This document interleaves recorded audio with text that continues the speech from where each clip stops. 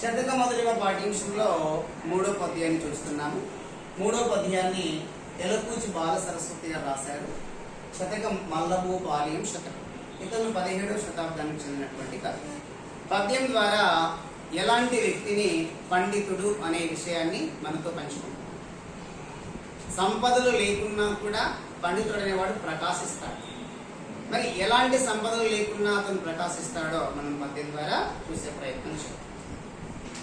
సిరిలేకైన విభూషితుండెయై భాసిల్లుంబుదుండౌదలన్ గురుపాదానతి కేలనేగి చెవులందున్ వెనికి వక్త్రంబునన్ స్థిర సత్యోక్తి భుజంబులన్ విజయమున్ చిత్తంబునన్ సన్మనోహర సౌజన్యము కలిగినన్ సురభిమల్ల నీతి వాచస్పతి.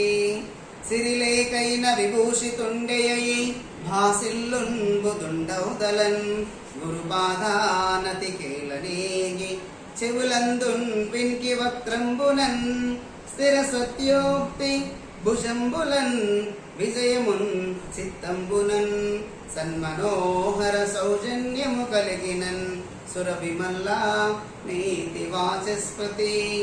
పద్యంలో ఎలకూచి బాల సరస్వతి గారు పండితుడైన వాడు సంపదలు లేకున్నా కూడా ప్రకాశిస్తాడు అనే అంశాన్ని చెప్పాడు. మరి ఎలాంటి పండితుడు సంపదలు లేకున్నా ప్రకాశిస్తాడంటే తల వంచి గురువు పాదాలకు నమస్కరించేవాడు, దానగుణం కలిగినటువంటి వాడు, చెప్పే విషయాన్ని శ్రద్ధగా వినేవాడు, సత్యవ్రతుడైన వాడు, విజయాలను పొందేవాడు, మరి మనస్సు నిండా మంచితనం కలవాడైనటువంటి పండితుడు ఈ భూమి పైన సంపదలు లేకున్నా కూడా ప్రకాశిస్తాడు అనే విషయాన్ని చక్కగా తెలుపుతున్నాడు.